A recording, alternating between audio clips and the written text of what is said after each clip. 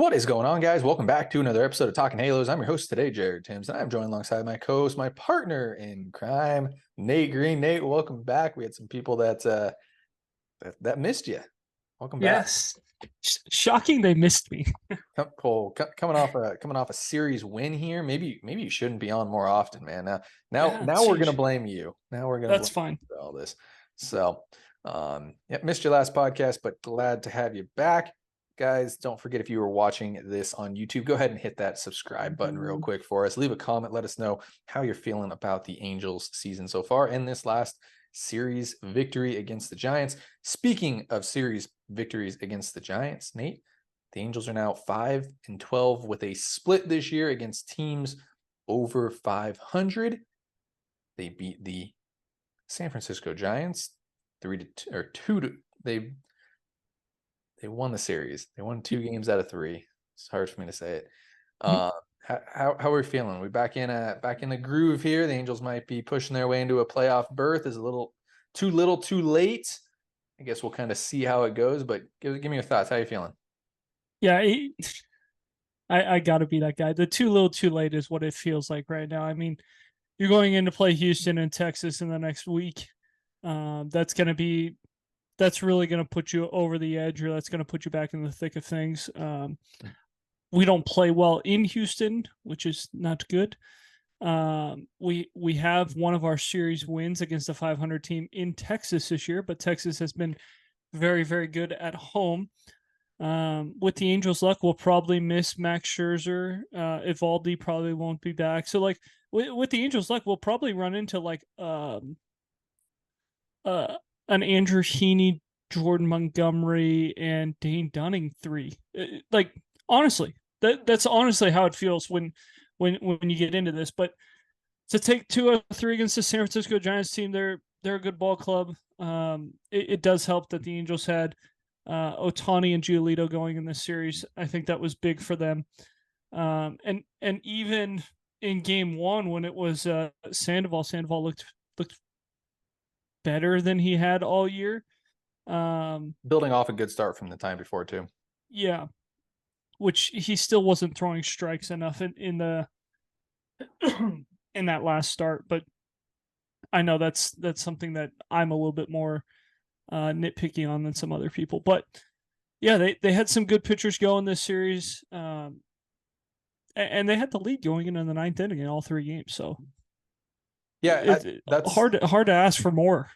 Yeah, that's one of like the positives that I was definitely going to take away. I mean, not only did they win the series, which was huge, and Angels have to win all series now. Like every single game is a must win. It seems like down the stretch here, if you think they're going to make it to the playoffs. But yes, that was definitely a positive of mine. It was like the Angels played good baseball. You know, they obviously lost that first game and they lost it in a rough fashion, and then to turn around and play, you know, the next 2 games and win the next 2 games the way they did. Yes, it was a little bit of a struggle, but to go out there and, you know, pitch and hit and turn around, you know, especially after losing what did they lost 7 in a row, I think is what it was. Yep. To turn it around and win, you know, the next 2 games against a very good Giants team. I know that you didn't really face any starters. I think they went bullpen game. They saw Logan Webb, which was nice, but you saw Webb, but you lost against Webb. Then you went bullpen game in game 2, bullpen game in game 3. You saw Manaea. I'm trying to remember who they threw, the big guy that they threw in game 2, but yeah, they played well.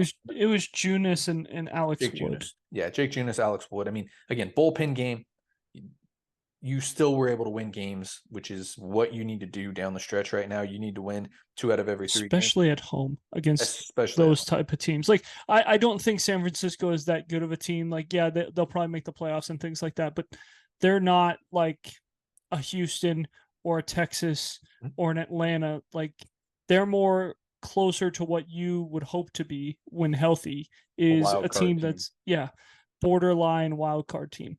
And when you're playing bad teams, the Giants typically beat the bad teams. When they play good teams, they typically struggle. And then it's the in-between teams where the difference has been made for them, where they've been able to beat some of those in-between teams as well. But did you just call the Angels a good team?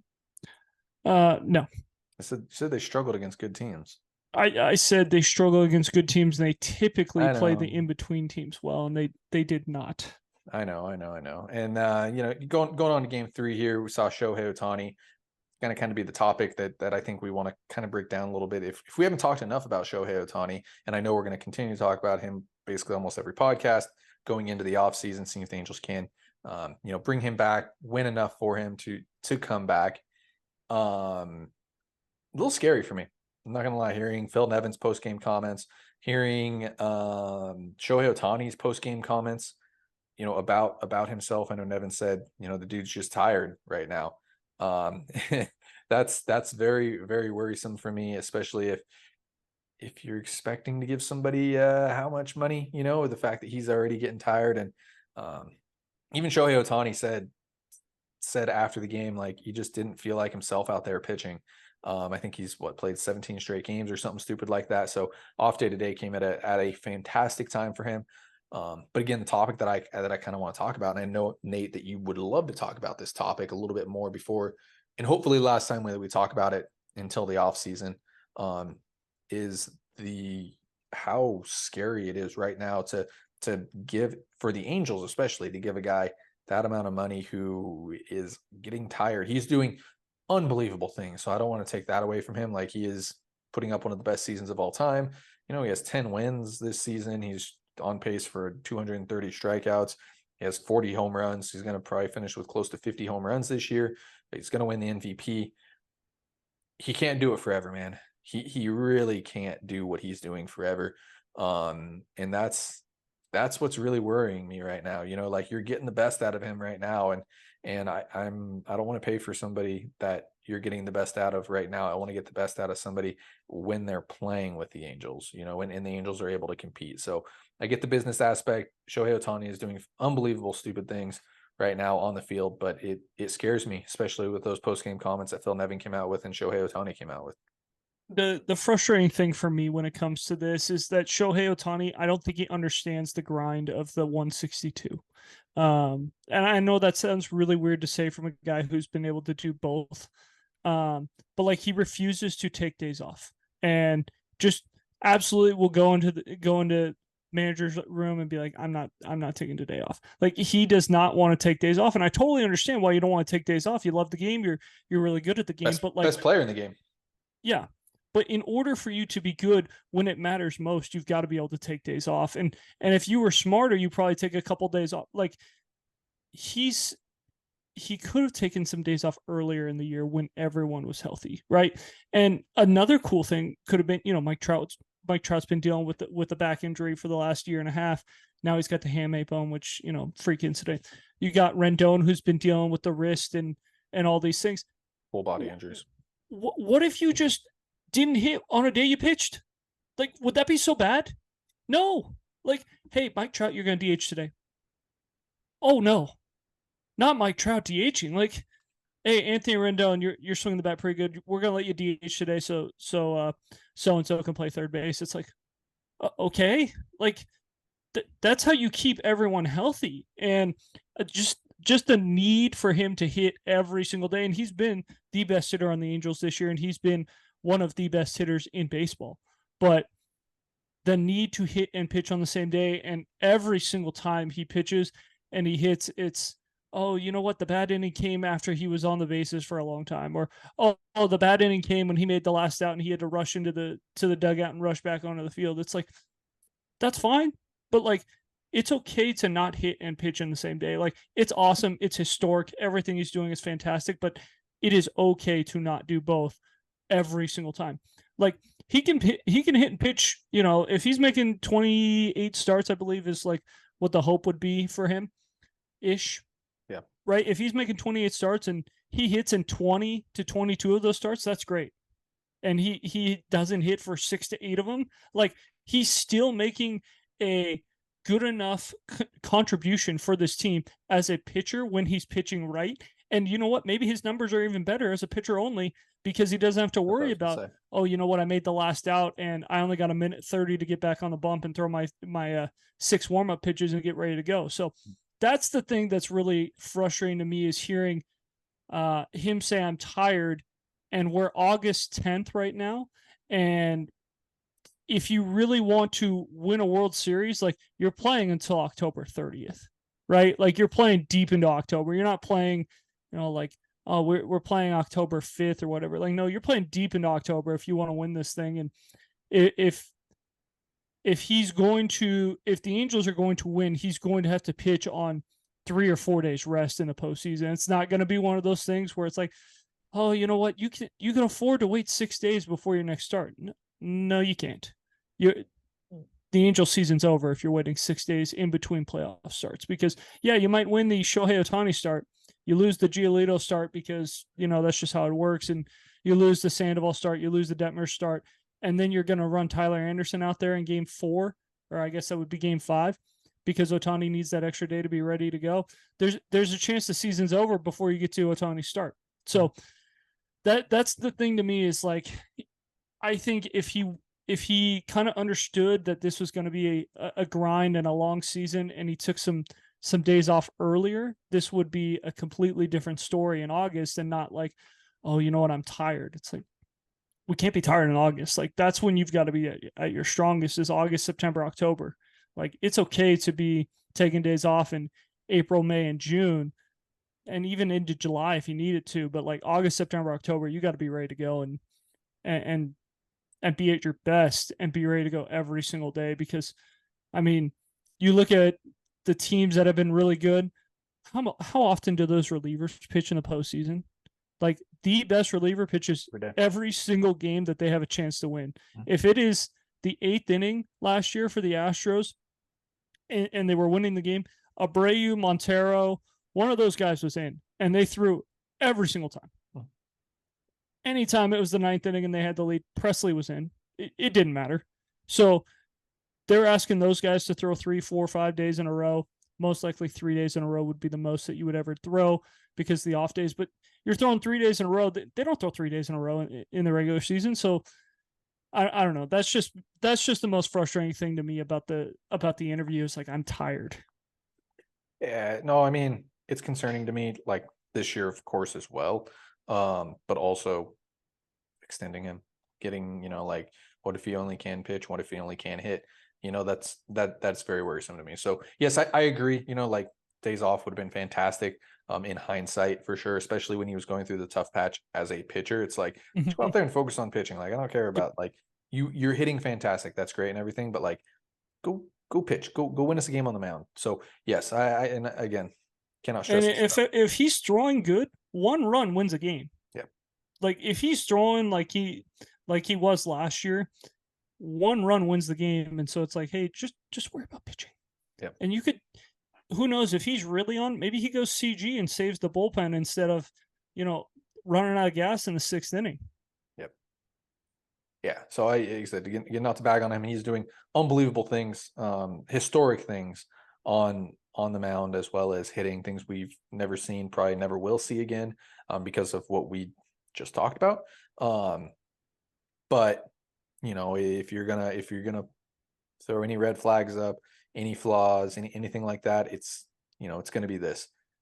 Maybe the guy's too passionate. So be it. So yep. Right, like, he loves the game too much. That's that's part of it. You can't fault him for that. And this is, again, nothing to do with Shohei Otani. Bryce Harper had this issue. Mike Trout had this issue. Like, those guys just balls to the wall, don't know how to stop, right? Like, best players in the game. Like, I remember Bryce Harper running into walls, getting ejected. Like, the passion was insane. Same thing with Trout. He was sprinting out ground balls to second base and making it bang bang, and it was like, Bryce, you got that's great with the hustle, but like, you got 100. Yeah, exactly. Yeah, exactly. So it again, not a knock on Shohei Otani. Just gotta learn how to limit it sometimes. Now, Mike Trout, on the other hand, you still see him go 160, but you don't see him flying into walls. You don't see him doing all the things you saw him do as a young kid anymore. So that's just kind of how it works, kind of how baseball is. You kind of got to know your body and know how far you can push it. And I think if there's a knock on Shohei Otani for the future, not this year or not at all, it would be this. Like, learn how you can be the best player you can be, but also be the best player you can be long term, and not just this year. So or not just right now. So yeah, it's I'm in. Like I said, it'll be interesting to see down the road if the Angels do make a push to the playoffs, and make it into the playoffs. See how he handles it, and yeah. So let's go ahead and move on to onto the series at hand. Angels Astros got a 3-game set in Houston. Game 1 we'll see Reed Detmers and Justin Verlander. Verlander making his third start since the trade deadline. I would assume should be second. I'm assuming second there. Day 2, game 2, Tyler Anderson against who's that? France? It's not Ty France. Hold on. Yeah, I was checking the Verlander thing. It is his second start as an Astro. It's JP France, who's pitched pretty well. No strikeouts, but he's pitched pretty well for them so far. Yeah, and then game 3, Chase Silseth against Jose Urquidy. I'll say coming this off now. The IL. You mentioned it a little while ago. Angels are going to get lucky here. All they're going to really have to face is Justin Verlander, who Justin Verlander has handled them pretty well in the past. But then you look at it, and correct me if I'm wrong, I feel like the Angels kind of hit JP France early in the season. And then you got Jose Urquidy with a 6.11 ERA. And he's coming off the IL. So you don't know what you're getting there. It's still the Houston Astros. They're still hot, quiet hot too, like always, like the Dodgers. That'll all of a sudden get hot and nobody's talking about them, but all of a sudden it's like, oh, they're leading the AL West, getting very close to leading the AL West there. The Astros are. So Nate, what do you got here on this series? How you feeling? Yeah, they hit France well in the last time they faced them. The first time they saw him, he absolutely dominated them, seven innings, 1 run. But the one thing about this series, you have Verlander against Detmers. Verlander, he's just a different breed. Like for the Astros to go get this guy, it's going to really help this rotation. You're missing Framber, which is huge. You don't have to see Framber and Verlander. If that was the case, this would be a tough series. I actually like the way the Angels match up. I was going to say Tyler Anderson has thrown the ball well lately. Say that again. Say it again. I have said that on the record like 3 or 4 times now. I like hearing it though. That Tyler Anderson has thrown the ball well lately. It's love it. I still don't know how many quality starts he has on the year. It's probably single digits, which is not great for what he is. But it is what it is. He's thrown the ball well lately, and it's been good to see. JP France has thrown the ball well for the Astros. Not a lot of strikeouts. I think both teams have a difference maker with the way that guys have been playing lately. I think you're looking at Kyle Tucker from Houston. He is playing out of his mind right now. He's a good player. He's the big X factor. You've got to keep him from hurting you. Obviously, Yordan and all the other Astros, but like Kyle Tucker is locked in right now. Like guys hitting game-winning grand slams against the best reliever. Like you could argue that Bautista was going to win the Cy Young until he gave up that game-winning grand slam the other day. He has been that good, and Kyle Tucker hits a game-winning grand slam against him.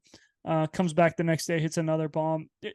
Dude's just been unbelievable. He's on pace to have a 30-30 season and hit close to 300. So that's the X factor that the Angels got to really take care of. On the other side, always Shohei Otani is going to be the X factor, but I'm going to throw a different name at you. Mike Moustakas has been really, really good lately. Since the Angels have got him, he has been very, very good.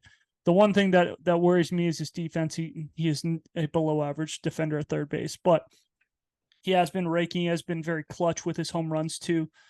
They've come late in games to give the Angels a lead or to tie the game. So it's been, I think the Astros are really going to have to keep him tied down. I think the Otani thing, everyone faces Otani the same way right now. Just don't let him beat you. If you walk him, you walk him. It's fine. Let the next guy handle it.